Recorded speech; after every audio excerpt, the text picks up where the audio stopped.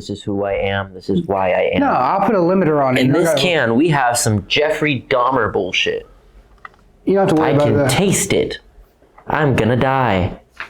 Yeah, you don't have to worry about going too high because I'm gonna put a limiter on the audio anyway.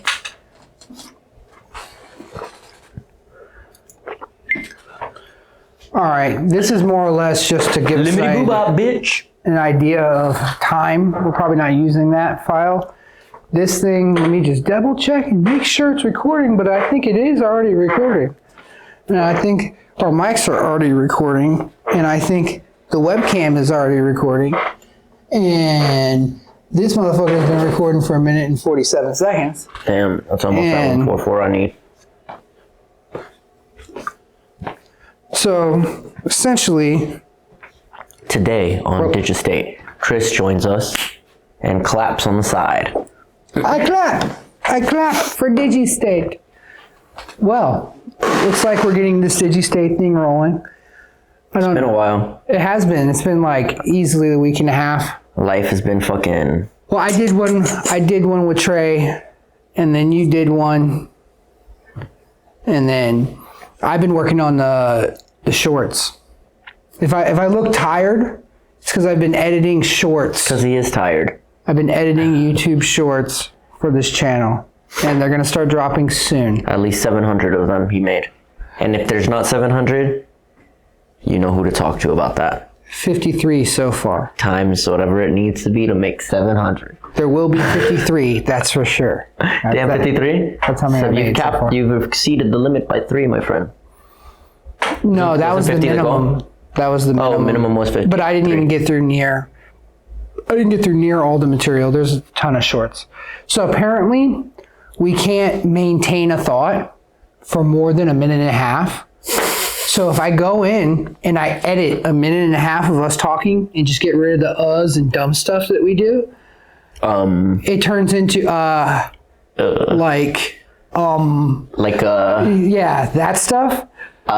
When I trim all that out and the insanely long pauses that we do to try to think words, right? Brain calculations. And I get rid of all that stuff, then we get a nice 1 minute or a little under of some an actual human talking that makes somewhat of sense. Now we just need 12 seconds of just gold. Right. I'm sure we could have gotten 12 seconds from what we just talked about now. Do you know what I've seen people doing? So I'm gonna make a short about a short. But from a long. Inception shit right here. From a long. No, so have you seen people have been doing shorts now where they speed up the voices by just a little amount so they can fit in more in one? So I'm not speeding up the voices, but I am speeding up the spaces between words. I've heard you reverse some of these voices. We sound satanic as fuck. Yeah, but we're not. Out of nowhere, we were talking about, there was one podcast we were talking about good versus evil or whatever it was. Oh, yeah. And then backwards it played, it was like, what is this? Well, I was like, what the fuck? Yeah, it's fun. I listen to them sometimes. Don't judge. Guys, you need to play, I don't know which podcast it is, but look for it and play them backwards, each single one of them, because... You know what'll happen if you play them backwards? It'll be what we're saying forwards, backwards. And then if you take the backwards one and you reverse it, you'll actually hear a message of what we said in that podcast. Oh, yeah.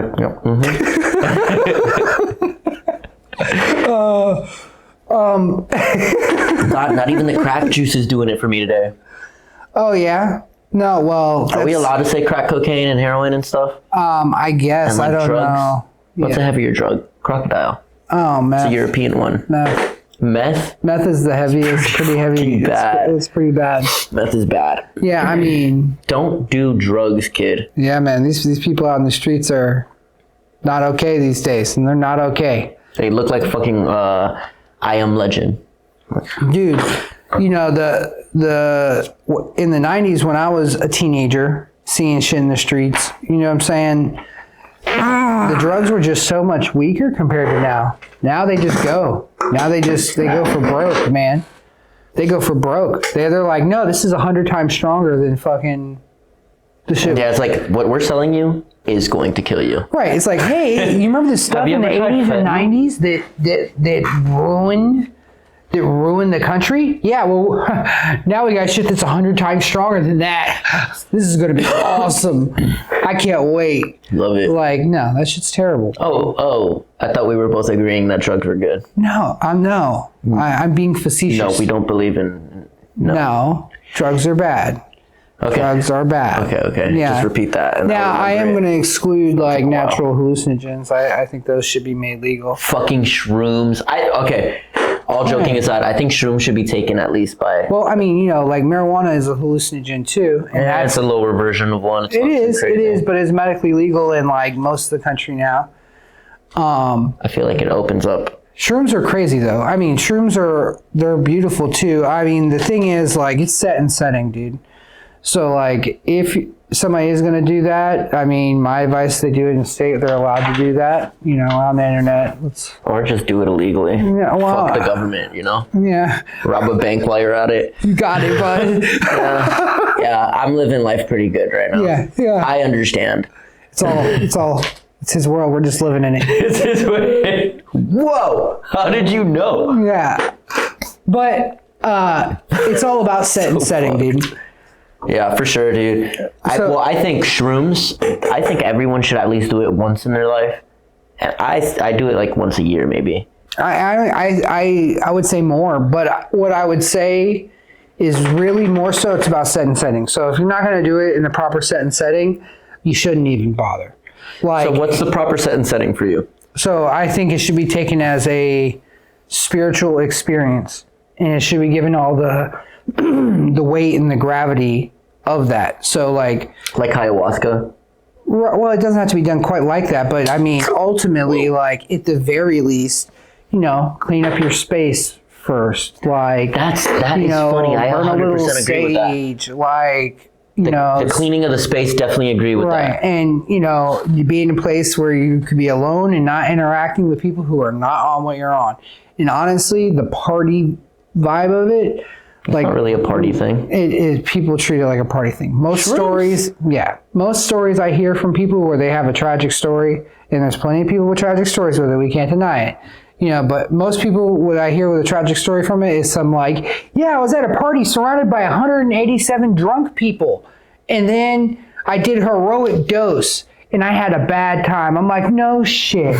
Really? You had a bad time when you're supposed to be alone in your room listening to meditational music, drinking water and shit? I've done it. So my first time doing it, I was with a huge group of people. It wasn't like crazy. Actually, you know what? It's funny because I was on the beach and we were, nope, I lied. That was acid.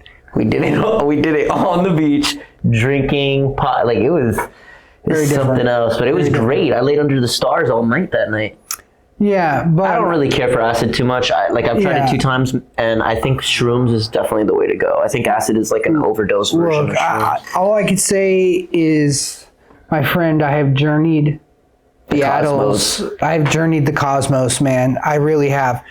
I think the most powerful experiences are going to come either in solitude or in a small group that all takes it with the gravity of, like, I could meet Jesus right now. You just need to, that's funny that you said that, because I was just going to say, like, you do that to meet your inner universe. Yeah. Like, you literally do that to speak to your universe. And it's like you sit down. I mean, I probably sound crazy to people, but in reality, you are one with your body. You're one with everything on those things.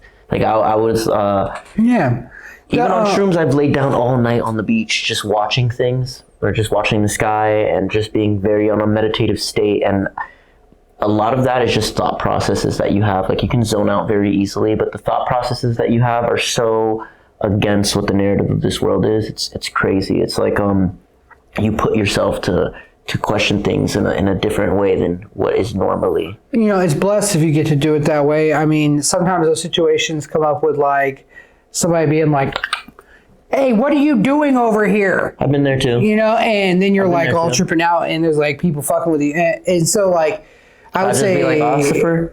I'm doing marijuana and a little bit of cocaine. Just a small amount. Don't do that. No. But you're going nowhere because you're tripping. Just running in place. What the fuck are they doing? So just laying on the ground like. This is why now I migrate right back to setting. I would say if you don't do it around police officers. If you're a junior recruit in space camp, if you get my drift, like if you're a junior recruit in space camp, the cadets, like you don't need to go to the farthest edges of the galaxy, just yet. Yeah, like go home, make sure everything's safe, make sure your door's locked, chill out, and do it that way. Oh, I've been on heroic doses. You know what I really, really want to experience? DMT. Yeah. Oh, yeah. We just started this whole podcast talking about don't do drugs, by the way. Yeah, drugs are bad. But no, like, I don't really care for anything. I mean, I'm sure everyone else knows. I smoke weed on a constant basis. Aggressive. Other than that, it's not. I don't care about anything, but I do like searching for new perspectives. Not just in that though. Like obviously in life in general.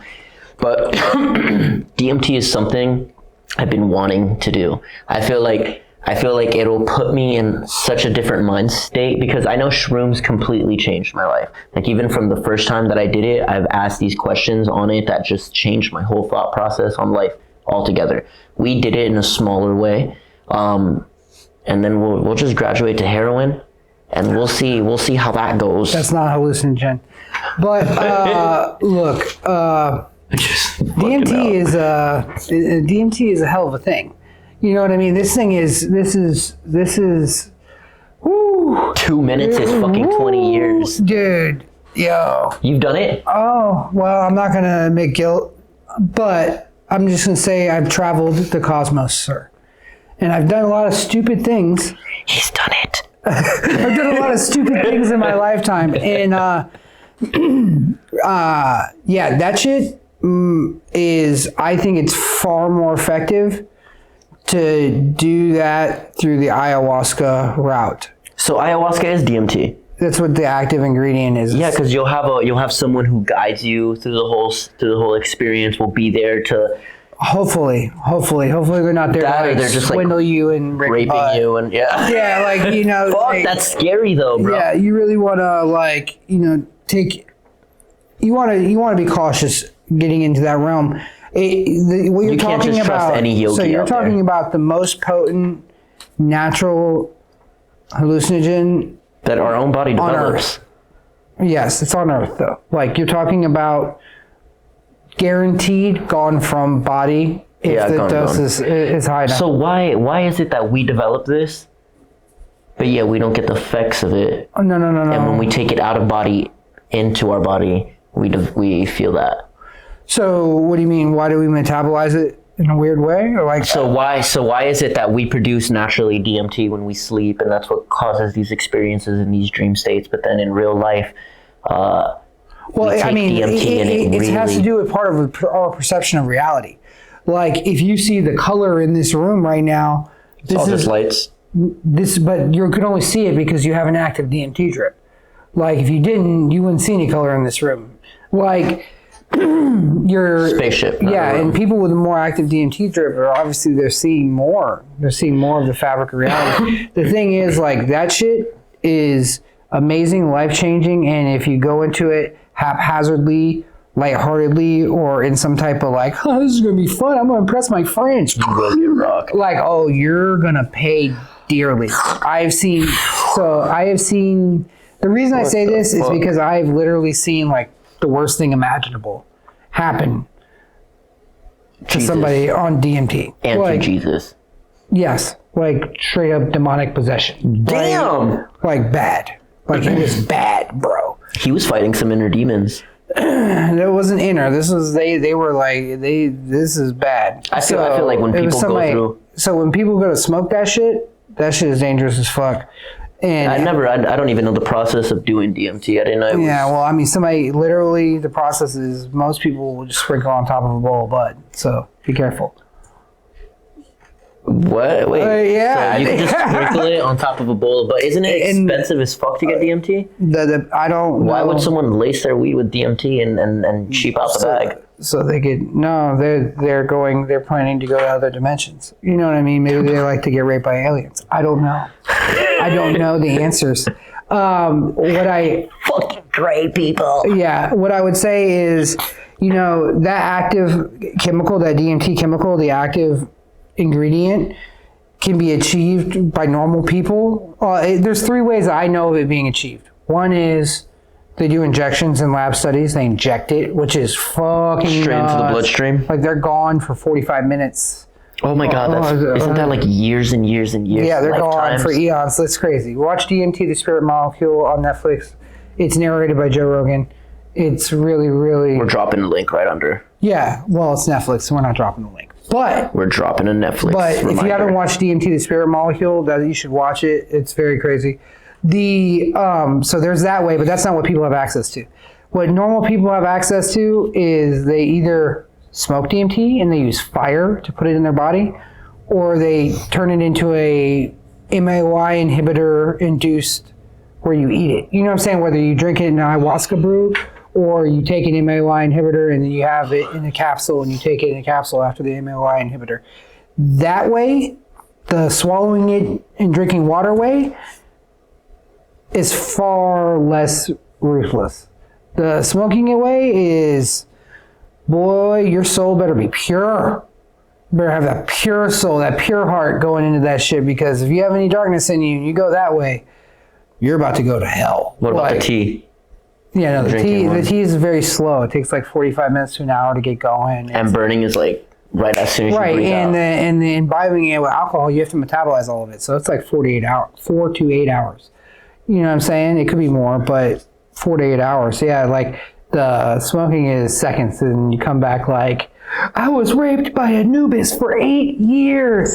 Like, it's not good. I've seen hell. Yeah, like it's not good.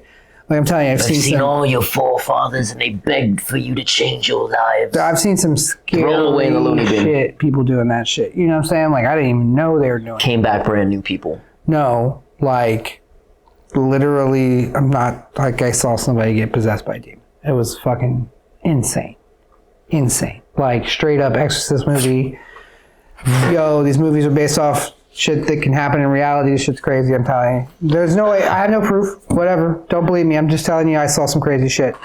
So I would recommend not smoking DMT. That's what I would recommend. I would say I'm going to smoke it. I like a challenge. Just don't do right it. On this podcast. No. And we're going to monetize it. Fuck you, YouTube. No. You should do that at home. We love YouTube. After you take all your sharp objects in your house and bury them in the backyard. Fuck that. I would never. I am not harmful. Yeah, okay. I'm going to be stuck in a corner like, oh my God. That's if nothing takes your body over. Good luck. Yeah. I think if things were taking his body over, it was his inner demons. I disagree completely. I feel, because like I believe 100%, at least I believe, that within everyone there's their own universes, and within those universes there's, I think everything is one, and I think 100% that those people have not dealt with or have had bad things. I think everything in nature has a parasitic thing, and it attaches on to other things, and that's what everything does that we could see in the physical world. Like, you know what I'm saying? Like every living creature is something that either attaches or eats another living creature.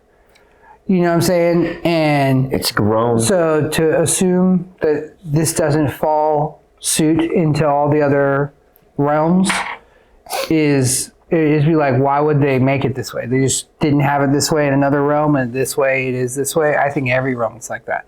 So I think it's very, very real that people could get possessed, or there could be attachments to them or things like that. Like, it definitely can happen. I think that person, the choices they make and who they're being, definitely opens the door. Right, opens the door for that. So there is some free will involved there. But I think it's more naivety than a conscious choice, because how many people would consciously choose like, oh, I'm going to have this thing take me over and try to twist my head off? Like, well, dude, you could consciously choose something without even realizing it. Well, like no, I think it's free will. Dealing with I think it's free will. But I think the free will was made long before he put himself in that position. I'm so questionable on free will, dude, because like as much as I believe it, if you understand, I guess, how the fourth dimension is and that kind of perspective, and come to terms with the fourth dimension is time, you understand that everything that we live through in this dimension has already happened, and it already is happening. And every choice we make. And so time is just a perspective. It happened is not even the word. It's just. Yeah, that's one person's theory who doesn't have proof. No, that's not a theory at all. That's actually we can see what is it called? We can see a shadow of a fourth dimension object right now, which is called the tesseract. Like, so the way that if you guys they don't have it mapped out so well. They're trying to abstract time. No, but time is definitely the fourth dimension. That's in one aspect. It's one way of looking at things, but there's other ways of looking at things.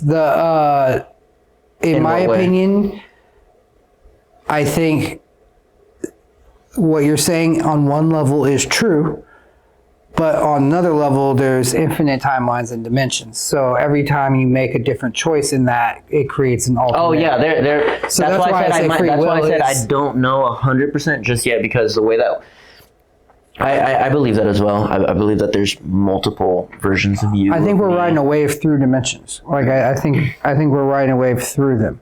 I think what people call the Mandela effect is they're surfing the timelines. So I don't think that those are dimensions. I think timelines is a better way of saying it. Dimensions are a perspective. Well, if dimension is different. Time, if the fourth dimension is time, then there's different dimensions of time. Yeah, there's different versions of time. The same way there's different versions of space. There's different versions of singularities. There's different. So, but dimensions is like it's multiverse. That is a better way to say it. They're called different dimensions in the multiverse, right? Like I think our conscious awareness that we're in right now in our lifetime is surfing through timelines. Now, there used to be this show on back in the day, and no one I ever talked to in years knows what I'm talking about. It was called Sliders. And it was basically like they invented like a wormhole to go to a different dimension, but it went haywire, and then it just there's a time slot, and they just slide, and they just keep going, and they go to all these different worlds and different dimensions of Earth, right? But that's what I think we're doing. And as our personal vibration like ebbs and flows, right? You're talking about like soul-wise, though, not physically. No, physically, it's impossible. Physically. It's just like changing a radio station, in my opinion.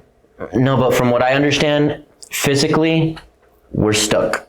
This is a third dimension. There's no perspective that we can reach other than a third dimension. Second and first, we can see the X-ray versions of what those dimensions are, and the same way that we can see the shadow of what the fourth dimension is, we can never jump. Yeah, but they also, the same people don't know the locality of consciousness. So that's why I said consciousness. Soul-wise, you may be right, but physically, I don't think that's a normal. No, but physically, you're there on that other timeline. So what I'm saying is, your conscious experience is traveling between the different versions of yourself, depending on how you're feeling. I can get done with that. And you may even have other versions of yourself that are conscious doing this weaving like a fucking double helix. But like, I have experienced in my lifetime, I have experienced shifts in timeline. Some people call it the Mandela effect. Yep. I do not think the Mandela effect's theories on why it's happening is true in most cases. What I think is the theory of the CIA is just fucking social experiment with people. 15 years before they called it the Mandela effect, I was noticing it happen in my life all over. And the reality of it is our consciousness is the radio, right? And we're tuning into different stations. And as you change your frequency and your tune and your consciousness and how you see the world, how you see yourself spiritually, mentally, physically, as you change these things, you're sliding through different timelines. And like, I've experienced it to the point where like things that I know that happen, right? I'll know people that were there who just, it's not there. It didn't happen in their timeline. Like the Berenstein Bears. Oh, right, but that's one that, like, so for me, like, in the timeline that I originated from when I was in college, right, the Matrix came out 2 years later than it's out in this timeline. This timeline, it came out 2 years earlier than it did. When you remember it coming out. And it was a thing. Like, we had a project on it in college. I went to school to make movies. Like, we had to do a report on it. There was like 10 of us in there with notebooks. It was a very memorable experience. It was my freshman year. So that's, for me, in my timeline, where I came from, that came out 2 years later. Where we're at right now, it came out 2 years further back in time. So I've shifted in there. And also, personally, who I have has shifted greatly from that time. Right, like unrecognizable. It's hard for me to even identify with really who I was before I was like 24, 25. Pretty much don't know who that guy is. Like, really can't identify with any of the memories. Okay. Right. So, you know, I think we're shifting through dimensions and we're calling it the Mandela effect, but I think there's ones where a lot of us are shifting, and then there's ones where they're different, and they're our own. And there are our own mandalas that we notice in our life. I definitely feel like the physical realm is something completely different than the conscious realm, or like that state of mind. Because like I said, I believe that all of us have like universes within each other. And I think like if you see how life is created, life creates life, which creates life, which creates life. It's just constant circle. And it's like, then I think there's something completely separate from that, which is our state of mind. I don't think it's separate. I think it's fractal. In what way? Like, if you look at like a Mandelbrot set, like a fractal, right? You can keep zooming in, and it'll keep becoming itself again, no matter how far you zoom in. And Yeah. So I think it's a fractal. I think all these things are like just offshoots and branches of the fractal. Like, there being different timelines, there also being different dimensions. I also believe there are literally different, like, I don't know what you want to call it. It's not dimensions, but densities, different densities. So I think like we're like a third, fourth density being. And then like a fourth, fifth density being is like what we, I think, consider like ETs and shit like that. Like, what would be a density?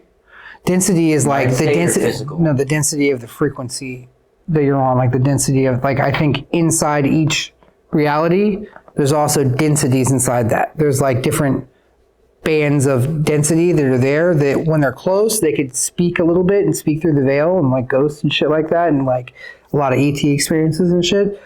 But they're on a different density than us. That's funny. That's from the lawofone, right? Right. So I don't want to call it a dimension because we're talking about dimension as in time, right? Yeah. But it's like a different. It's funny though that those characteristics that you're talking about are really not just lawofone. All of ufology, most religion, like it's all. But like everything that you were just discussing, like the characteristics of it, like fall in line with dimensions, like a lot. Because right. It's like a second dimension would not be able to see a third dimension object. You could see the shadow of it. Right. So I prefer density because basically like very, very like commercial level grade school science has us calling dimensions in space like one-dimensional, two-dimensional, three-dimensional. The fourth dimension is time. Like that is like, to me, I don't think we should be calling that dimensions. I think we should call them like vectors or something like that. Right. Because it's taking the things that fit the word dimension much better out of the conversation. Well, but like dimension is the only way that we no, I think all perspectives at the end of the day, like in the way that you see things. And so it's like there's so much hidden, like layers of this matrix on top of each other, and we're living on, like what you said, one small line of that matrix, and it's like a thread that we're on. And it's like when you're seeing, let's say, like when you're a first dimension, let's say that you're a first dimension creature, right? You're a singularity, you're just a point. And then there's two dimensions, which is point to point. But then there's three dimensions, which is point, point. And now we have up and down, which is space. So every dimension is 90 degrees of itself. And I understand it what goes 90 degrees in a way that we don't understand. But they're using the word dimension to explain the difference between a 2D graph or a flat world. A square versus a cube. Yeah. A cube versus a cube. That's all they're doing. But it's not talking about, when I'm talking about different dimensions of time or different densities of existence, like different higher and lower frequencies of existence. Like I think frequency would be the right word. I think these are vectors. I think you could have one vector, you could have two vectors, or you could have three vectors, and the fourth vector they're calling time, the time it takes to get between the spaces. But it's funny because if you were, like, you and me see time as a line, like from beginning to end, but the fourth dimension wouldn't be that. The fourth dimension, it's a perspective. The same way like a two-dimensional object, let's say a two-dimensional like shape has like life and it can just walk around and see everything point, side, right? So I think what they're calling the fourth dimension, we're calling it time, but in my opinion, it's movement. It's not time. Well, everything has movement in it, though. Because you can catch time with enough movement. Well, that's okay. So that's every dimension can do that. Every dimension. So it all. Okay, if you think about it, though, it's like it's just a perspective. Like we're not able to see. We're like the same way that again, if we had like a square, Carl Sagan did this better than I could ever do. I know exactly what you're talking about. I've seen it 100 times. But what I'm saying is, I feel that they co-opted the word dimension to relegate all this other stuff that has a lot more profound implications, and to take away the words being used to describe these other things that I think have a lot more profound implications than, okay, we get it, it's a 3D universe and we perceive time as moving linearly forward. Well, but it's as soon not as you're just going a 3D light speed, universe. Time stops. But if you're going faster than light speed, time goes in reverse. But that's yeah, but that's not. So it's not a 3D universe. It's a universe in general, made up of different dimensions. So it's like we see the universe three-dimensional because that's the only thing that our perspective allows. Right. But the same way that we can see a shadow of something that's a fourth dimensional, like so in the fourth dimension, you would be the same way that a square in the second dimension would be a cube in the third dimension. It's up by 90 degrees of everything. You would be up 90 degrees. So that means that you would be able to see time as a thing. So if I were looking at you in the fourth dimension, I'd be looking at you as a baby, as an old man. I would be looking at all the actions you've ever done in your life, all of it as one thing. We see it as a timeline. We see it as one to the end. Yeah, but I get what reality, you're saying. But this is like where fourth dimensional or fourth density, which I just use that because, like I said, the word dimension has been co-opted and it's so hard to understand which dimension you're talking about. But fourth density living incarnated beings, like I think live in there's beings that are fourth dimensional beings. Like, and they have consciousness. I can believe that. They interact with our reality, and there's beings that are second dimensional beings and they interact with our reality. There's beings living in every perspective. Fifth-dimensional beings, sixth-dimensional and it goes on and on and on until it does that complete circle all around again. It's all connected, I feel. Yeah, like what was that thing that was made of light that looked like an angel? Like, well, that's probably like a fifth-dimensional being or something. You know? Yeah, definitely. If you guys are like having trouble you guys should watch the Carl Sagan explaining the fourth dimension, and he explains it in like a very kindergarten way, because you can kind of understand the basics. Yeah, and if you feel like that's really easy to get, you should do the 5 books of The Law of One. The Law of One. That's a good fucking book too. So if you feel like you need stimulation and to understand what I'm talking about when I'm saying densities and stuff like that, do the 5 Law of One books. They have audiobooks on YouTube. You should do them. They also have like the transcripts. The transcripts are way less put together in a friendly way, but they have 0 words taken out, so that you really get the full picture. Yeah, the Law of One definitely intrigued me. I didn't get to read the book yet, but I saw like small little clips of it. And there's 5 of them, man. It's so much content. There's all YouTubers devoted to just breaking down the content of Law of One. It's interesting for sure, the way that they speak on things. And it was how long ago did this come out? In the 80s. So the thing that because a lot of the science now is so relevant. That's what makes the Law of One so relevant, because for the viewers at home, the Law of One is a channeled work, right? And it was channeled in the 80s. And normally you say, oh, which could throw off so many people when you say shit like this. Yeah, they're like, oh my God, channeled bullshit. the thing that gives it validity is it was a kook show for decades. But the thing is, all the technologies and stuff that they were talking about and certain events they were talking about that are going to happen and like when happened when they were supposed to, and the technologies emerged when they were supposed to. And so what that did was it went from being kooky to prophetic. And so it being a prophetic work is it. Also, something else that gives it validity is the guy who's doing all the interviewing of the channeler is a physicist. So he's a physicist. Like, so he's asking very technical questions that the country bumpkin girl who was doing the channeling did not know the answer to, but he got answers that were like barely at his level of comprehension. And he had to make assumptions like, so you mean we'll find this answer then? And then they're like, yes. Like, you know what I mean? Like, and they're, How long ago did this book? It was in the 80s when it. Because like this. I think it got recorded in the late 70s or early 80s, and it was so the transcript. It was all tape recorded. But the physics we're talking about now was Einstein's era. Einstein was the first one to start well, he wasn't the first one. He kind of took it from other people, but he talked about how time is relative. Von Braun, dude, that's the 80s. This is definitely post Von Braun space shuttle era, like. No, because Einstein and a lot of the people that he would reference some of the times. I mean, we're still in the Einstein talking about era then, if that's the case. Yeah, I think that was like the beginning. I think, and who knows what the fuck the beginning is, but from what I've looked back on, where it starts talking about how time is relative, and how it's a completely different kind of perspective, and how we see time as a line. And how he would explain it as something completely different, a perspective even. I say some people see time as a line, and I would say most people do see time as relative, because people know, like, you go to work and it's boring, it takes forever to get through that day. And if you're doing something exciting and fun, next thing you know, it's 2:00 in the morning.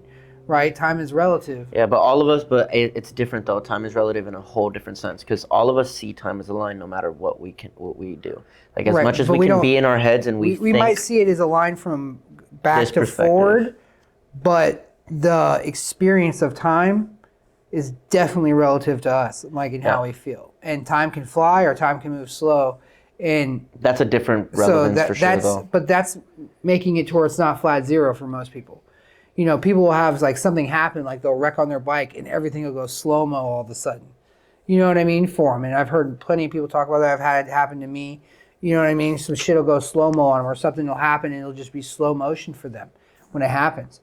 Or sometimes Have you ever had a near-death experience where it's like things that you thought you had forgotten a long time ago, and they just pop up like a whole life within a flash of a few seconds? Just you lived it. And it's like I remember having some near-death experiences, remembering things when I was a child that I didn't even remember sometimes. And it was just like all like, boom, happened really fucking fast. Yeah, my near-death experiences always ended in like a cherry on top of some like ice cream, like, hey, you're an asshole. Do you think I was like, oh yeah, I am an asshole. I gotta get better, I guess. Do you think those near-death experiences are kind of like our shadow of what the fourth dimension is? Because even though we're living it, it's happening so fast. Well, I would even argue that it happens all at once, because that was within a flash of a second or two. I lived a whole life. Like, so you know how like when you're sitting and you got to poop, and the poop is just breaking the rim there, but you haven't gotten past that midway point to get it all the way out. You know what I'm saying? So I think that's where we live, in between the third and fourth dimension. So I think human beings currently... I think human beings currently right now are on the precipice. Dumping straight into that water tank. We're going to hear... Right. I don't think we're full fourth dimensional beings. I think we're actually like third/fourth dimensional beings. No, bless you. I physically speaking, I 100% believe that we are not fourth dimensional beings. Now, like the soul, I feel, or whatever this. Right, I don't want to get religious by calling it a soul. Your mind, body, and spirit, and you cannot separate those things until you leave the VR game, bro. until you take the helmet off and you're dead. It's so funny though, because like the more you start thinking or talking about these situations and putting like science into play with this, like you start realizing more and more like this may be a fucking simulation, right? And we're just experiencing it. And it's so funny because so many things that are put here on Earth that we're learned to fear, like death, just all these small little ideas that just fucking change your whole course of life and the way you view things and everything. I feel like it's divergent to what our true path is. It's like just, hey, look, you should be scared of this. And we're like, we used to be, I think like us being completely ourselves and open is us being one with everyone else. I think the same way like that water theory that I was saying, how water has memory and water is one singularity, but it's also all of it. I feel like that's humans. That's the planets. Well, I mean, I think us being completely ourselves takes a lot of organization. Because, like, the thing is completely ourselves, all of our animal and carnal desires, is us completely being ourselves, like, being seen through the filter of a bunch of trauma. It's chaos. Right? So, like, I think we have to clean our house first. Well, life has to have chaos, I believe, no matter what, because the universe needs chaos to survive. Everything, it's like I think a you need constructed chaos. I think you got to clean the chaos of your life and your childhood and your background and who you are as a person. Oh, for sure. To evolve into that better universe. Hey, be yourself now, because you actually did the work to be a decent person. There's a lot of people out there right now being themselves, and it's pretty whack, because what they're being is their trauma. They're being like their indoctrination. They're being their animal. They're being their animal instinct, and they haven't conquered these things yet, and they haven't organized their house. So I think once you've organized your house and you've done the soul searching and you've organized your house and you know what you're capable of, but you also know when you set limits, you're not going to cross them. Like once you're there, then be yourself. So I feel like all of us are one in the sense that if like the further we look out or the further in we look, we see like a consistency. Everything relies on the other to exist, no matter what it is. And it's like even in our solar system, these planets are doing like this like dance around each other, just that dance that each of these planets are doing around our sun, our star, is letting us, like within this solar system, is letting us survive here in this time and place. And obviously in the universe, time is relative. But what's crazier, and then outside of that solar systems are doing dances with each other, which is creating galaxies. Galaxies are doing dances with each other, which are creating, and it just goes on and on. So I do believe that there's like a structure that's needed, and especially like, and that's us going super out. But then when we go within ourselves, there's galaxies and universes. There's structures there that are just like MIB needed. Yeah. So like you got gallstone somewhere that's a galaxy. No, but I 100% believe it though, and it's for sure. I agree. I think we're just living this constant. I mean, I think we could look at them. I think there's whole ecosystems. We're made out of trillions of living organisms. Yeah, that's what I'm saying. Everything is life. Life creates life, which creates life, which creates. That means life. We're an oversoul. What's an oversoul? So, if these trillions of living organisms that make us, right? And the line's always being, like the goalpost is always being moved on what part is us and what part is not us, right? Like there's this much of not us there and this much of us there in our body, right? And all these things have like a soul, right? These are all living organisms, right? If you think a living creature has a soul, then an amoeba or a multi-celled organism has a soul, right? All these multi-celled soul organisms all come together to create the soul. Oversoul. Like the God. Yeah, but that's what I'm saying. We are all one. But then it scales up. I think it does, and then we become the smaller souls of all these. I think humanity is a soul too. I think there's this human that is the soul of humanity, right? And I think right now it has PTSD, a hyper masturbation problem. Something different. I think we're in the chaos version of where our universe is happening. We have to heal our humanity. We're supernova right now. We're waiting to create this ecosystem of planets and universes within us. And it's funny as fuck though. It's like when you think about it, like how much does it scale down? Because as much as we talk about this circle of life where it's life within life, like that circle, also there's another circle on the side of it. Because if this is the way that we think of it, and everything that we just discussed makes up this circle of life that goes around, there needs to be another circle of life that the same exact thing that's helping this live. And then the same thing back this way and this way. Because everything is supported by other things. There's no one singularity out there. And as far as we know, for all we know, it's like the one singular. We could be the one singularity for our body. Like we take out like a little microscopic piece of blood, put it on the table. We can see it living its own life, doing everything. But when it's in my body, it knows what I need it to be done. My brain is telling me what it needs to be done, and so forth. And then within them, and then you back out, and the whole entire universe itself is like one sperm cell swimming in the testicles of God, amongst trillions of sperm cells. All the way back again. All the way back again. It's funny, dude. It's like it's a never-ending story. Fucking cue this. Yeah, put the song. Never-ending story song. Now, sing it at home. I don't remember it. I'm old. Fucking captions falling down. Yeah, but I remember Never-ending story. I watched that shit. All the people that we've talked about or the theories that made up, they're all scrolling down right now. I see Carl Sagan. Oh yeah. So many people. The law of one. You see the scrolling, right? It's probably a thing right here that says like subscribe.